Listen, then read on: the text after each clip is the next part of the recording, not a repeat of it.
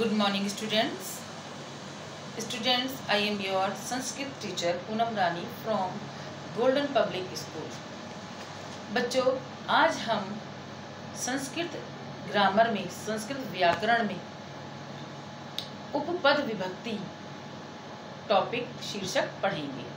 उपपद विभक्ति क्या होती है बच्चों? सबसे पहले हम ये जान लेते हैं। उपपद यानी कि पद माने होता है शब्द। ओके, पद माने क्या होता है? शब्द। कि जब किसी शब्द विशेष के कारण कोई विभक्ति प्रयोग की जाती है तब उसे उपपद विभक्ति कहते हैं। यानी कि जो मैंने बालक रूप में जो विभक्तियां आपको याद करवाई ना, प्रथमा से संबोधन कारक तक, उनका प्रयोग बच्चों अब यहाँ पर होगा। सेंटेंसेस बनाने में, वाक्य बनाने में, अनुवाद करने में उन शब्द रूपों का, धातु रूपों का प्रयोग होगा। समझे? विभक्ति वही तो थी, उसमें कारक चिन्ह विभक्ति प्रथमा, द्वितीया, तृतीया, चतुर्थी, पंचमी, षष्ठी, सप्तमी और संबोधन या अष्टमी। तो बच्चों, उपपद विभक्ति आप समझ गए क्या होता है? कि जब पद माने शब्द, जब किसी विशेष शब्द के कारण हम कोई विभक्ति प्रयोग करते हैं, वाक्य में प्रयोग करते हैं, तो उसे उपपद विभक्ति कहते हैं। और देखो, इसकी यहाँ भी हम एक बारी डेफिनेशन पढ़ लेते हैं कि जब किसी पद विशेष के कारण, पद बता रहे मैंने शब्द, विशेष शब्द के कारण किसी खास विभक्ति का प्रयोग किया जाता है तो उसे उपपद विभक्ति कहते हैं। अब जब सेंटेंस बनेंगे आप जब समझेंगे। प्रथमा तथा संबोधन को छोड़कर द्वितीय से लेकर सप्तमी तक उपपद विभक्ति का प्रयोग होता है। जैसे द्वितीय विभक्ति हमने बता दिया, प्रथमा को छोड़ देंगे, संबोधन को छोड़ देंगे, तो द्वितीय से सप्तमी तक प्रयोग होगा। द्वितीय विभक्ति का प्रयोग हम कहाँ करेंगे? देखो बच्चों, द्वितीय विभक्ति को हम कहाँ सेंटेंसेस में लगाएंगे। ओके, देखो, अभितय माने होता है चारों ओर। अभितय माने क्या होता है संस्कृत में? चारों ओर। तो जहां भी वाक्य में चारों ओर शब्द आएगा वहां पर हम द्वितीय विभक्ति का प्रयोग करेंगे। फिर हम उसमें देख लेंगे द्वितीय विभक्ति का एक वचन प्रयोग करना है, द्विवचन प्रयोग करना है या बहुवचन प्रयोग करना है। एक के लिए एक वचन आएगा, दो के लिए द्विवचन आएगा और ज्यादा के लिए, अनेक के लिए बहुवचन आएगा। जैसे जहां भी हम चारों ओर यानी कि अभितय शब्द देख लेंगे वहां पर हम द्वितीय विभक्ति का प्रयोग करेंगे। देखिए इसका सेंटेंस कि गृहम अभितय वृक्षा सन्ति। गृहम अभितय, अभितय माने चारों ओर, घर के चारों ओर वृक्ष हैं, वृक्षा सन्ति। गृहम क्यों लाए हम? देखो ये गृहम जो है एकारांत नपुंसकलिंग शब्द है। गृहम माने होता है घर। तो घर, ध्यान से सुनो बच्चों, ऐसे नहीं समझ में आएगा नहीं तो। गृहम माने होता है घर, और गृहम क्या है? एकारांत नपुंसकलिंग। और एकारांत नपुंसक लिंग के मैंने कौन से करवाए थे आपको शब्द रूप? फलम वाले। फलम फले फलानी, फलम फले फलानी। हमें द्वितीय विभक्ति का घर एक है हमारा, तो द्वितीय विभक्ति का एक वचन लाएंगे हम, किसका? फलम वाला। फलम के आधार पर ग्रहम के बनेंगे, तो इसलिए ग्रहम आया। जैसे फलम वैसी ग्रहम। देखो, फलम ग्रहम, ग्रहम अभितय वृक्षा सन्ति। तो जहाँ अभितय यानी कि चारों ओर शब्द आ गया, वहाँ पे हम द्वितीय विभक्ति का देख लेंगे कितनी चीजें, कितने वचन है। घर एक है तो एक वचन ले आए कि ग्रहम परितय वृक्षा सन्ति। तो जहाँ अभितय शब्द आ गया वहाँ पे हम द्वितीय विभक्ति ले आए, तो इसे कहते हैं उपपद विभक्ति। यानी कि विशेष शब्द, अभितय जो विशेष शब्द है, विशेष पद है जो अभितय, उसके कारण हम द्वितीय विभक्ति का एक वचन ले आए। ओके, आगे देखेंगे। और किस में आता है? परितय में आता है। नगरम परितय, परितय माने भी चारों ओर होता है कि नगरम परितय वृक्षा सन्ति, कि नगर के चारों ओर वृक्ष हैं। नगर भी नपुंसकलिंग का एक वचन है, वो भी फलम पे चलेगा। फलम फले फलानी, फलम फले फलानी, द्वितीय विभक्ति लाएंगे तो क्या होगा? द्वितीय विभक्ति का एक वचन फलम। फलम पे क्या बनेगा? नगरम। नगरम परितः वृक्षा सन्ति, कि नगर के चारों ओर वृक्ष हैं। फिर किस में आएगा द्वितीय विभक्ति? उभयतय। उभयतय माने दोनों ओर। देखो, मार्गम उभयतय वृक्षा सन्ति, वृक्ष पे एग्जाम्पल सारे में देते चले गए। उभयतय माने दोनों ओर, तो यानी मार्गम यानी कि रास्ते के, उभयतय माने दोनों ओर वृक्ष हैं, वृक्षा सन्ति। तो मार्गम क्यों लाए? गृहम, नगरम, मार्गम, ये फलम पे बने हैं। द्वितीय विभक्ति का एक वचन है ना। क्यों?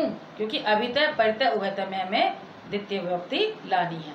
ऐसे ही प्रति में, बिना में, धिक में और प्रच्छ में द्वितीय विभक्ति ही आएगी। ओके, इसी तरह से तृतीय विभक्ति कहाँ लगाएंगे हम कि सह में, सह माने साथ, बिना में, बिना का मतलब बिना, हीन में से रहित, अंग विकार में किसी अंग में विकार होगा तो उसमें, अलम में निषेध में मतलब मत करो में क्या आएगी तृतीय विभक्ति। इस तरह से इसलिए हमने शब्द रूप याद कराए थे कि जब हम सेंटेंस बनाएंगे तो हमें पता चल जाएगा कि किसमें कौन कौन सी विभक्ति आएगी। ओके बच्चों, अब मैं आपको बुक से थोड़ा कैमरा बुक पे रख के पढ़ाऊंगी, आप समझते जाएंगे। ओके, हो गया। आइए बच्चों, अब हम जरा बुक में देख लेते हैं कि द्वितीय विभक्ति कहाँ का प्रयोग होती है। देखो अभितय बता दिया चारों ओर, परितय बता दिया चारों ओर, उभयतय बता दिया दोनों ओर, प्रति में, बिना में, धिक में और प्रच्छ में, इन सब में ये देखो द्वितीय विभक्ति प्रयोग की गई है। मार्गम, नगरम, गृहम, है ना, भक्तः, रामम, दुष्टम, शिष्यम, इन सब में द्वितीय विभक्ति प्रयोग की गई है। अब देखो बच्चों तृतीय विभक्ति, तृतीय विभक्ति कहाँ लगाते हैं, सह में यानी कि साथ में, बिना में, है ना, बिना में देखो द्वितीय भी आई थी और बिना में तृतीय भी आ जाएगी, हीन में, अंग विकार में, अलम में यानी निषेध मत करो में, निषेध में मत करो में, किसी को चीज़ को मना करते हैं ना, निषेध करते हैं, मना करना, अलम, संस्कृत में से अलम कहते हैं, तो उसमें भी तृतीय विभक्ति आएगी।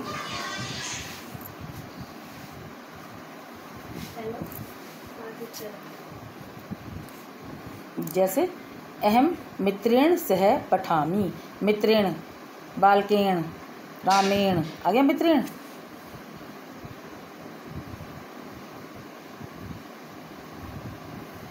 है ना, छात्रेण, मित्रेण, बालकेण, मित्रेण, ज्ञानेन बिना नरः पशु भवति, ज्ञान के बिना, बिना में आ गई ज्ञानेन, है ना, हीन है, धनेन हीन है, धनेन में आ गई, मित्रेण, ज्ञानेन, धनेन, अंग विकार में भिक्षुके नेत्राभ्याम अंध अस्ति, भिक्षु जो है आँखों से अंधा है, तो आँखों में विकार है तो नेत्राभ्याम आ गया, है ना, दो आँख है ना, तो उसका द्विवचन लिया हमने, किसका, तृतीय विभक्ति का।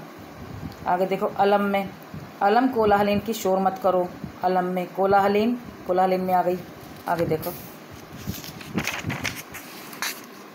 कि चतुर्थी विभक्ति कहाँ लगाएंगे, दा मतलब देना, राजा विप्राय धनम यच्छति, राजा विप्राय गरीबों को धन देता है, तो देने में विप्राय आ गया, इसलिए ये आ गया। आगे देखें नमः मतलब नमस्कार करना, श्री गणेशाय नमः, है, श्री सूर्याय नमः, देवाय नमः बोलते हैं ना, तो ये आ गया इसमें चतुर्थी विभक्ति। कहाँ कहाँ आती है चतुर्थी विभक्ति, देने में, नमः में, स्वाहा में, वरुणाय स्वाहा, रुचि मंदे अच्छा लगने में, बालकाय मोदकम रोचते कि बच्चों को, मोदक मंदे लड्डू रोचते अच्छे लगते हैं, क्रोध मतलब क्रोध करना में, पिता पुत्राय क्रुध्यति पिता पुत्र पर क्रोध करते हैं, अलम मतलब मत करो, अलम में थर्ड तृतीय विभक्ति भी आई थी बच्चों, जैसे श्री राम रावणाय अलम, अलम माने पर्याप्त भी हो गए यहाँ पे कि श्री राम रावण के लिए पर्याप्त थे, है ना। आगे देखें पंचमी विभक्ति की अलग होने में, वृक्षात पत्राणि पतंती, वृक्ष से पत्ते गिरते हैं, बिना में, बिना में कई में आई है बिना, है ना, बिना में परिश्रमात बिना विद्या न आयति, परिश्रम के बिना विद्या नहीं आती है, बहि माने बाहर, बाल का ग्रहात बहि क्रीडन्ति, बच्चे घर के बाहर खेलते हैं, भी माने डरना, बाल है कुकुरात विभेति, बच्चे कुत्तों से डरते हैं। षष्ठी विभक्ति देखो कहाँ कहाँ आती है, यही सब याद करने पड़ेंगे, ऐसे नहीं होंगे, हाँ हमें ये देखना पड़ेगा कि ये विभक्ति कहाँ कहाँ पे आती हैं।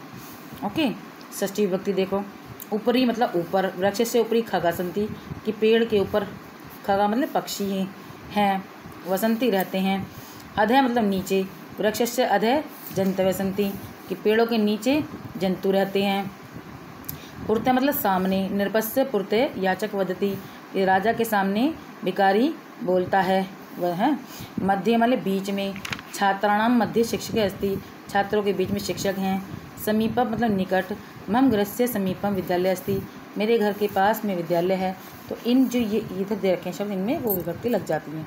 सप्तमी विभक्ति स्नेह माने प्रेम करना। माता पुत्र स्नेहति, माता पुत्र को स्नेह करती है।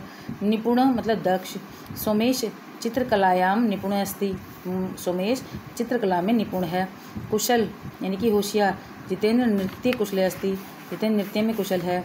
निर्धारण यानी कि निर्धारण। कविषु कालिदास श्रेष्ठ कवि आसीत, कवियों में कालिदास श्रेष्ठ कवि थे।